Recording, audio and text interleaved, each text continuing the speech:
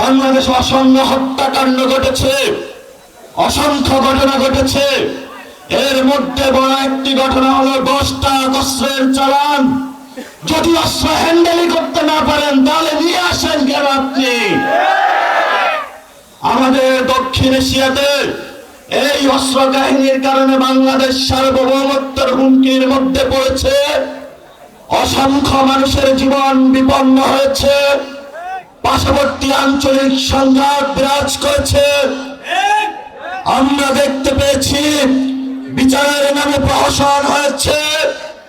আমরা ভবিষ্যৎ বাংলাদেশে যারা সরকারি প্রশাসনে রয়েছেন, রাজনৈতিক চেয়ারে আসবেন, তাদেরকে বলতে চাই, ভবিষ্যৎ বাংলাদেশের সার্বভৌমত্বের উপর আঘাত আসে এমন কোন অযাচিত সিদ্ধান্ত আপনারা আর নিবেন না। আমি বাবর ভাইকে সম্মান করি, তারা নির্যাতিত নেতা, কিন্তু আপনার ওই কাজ আমি সমর্থন করি না।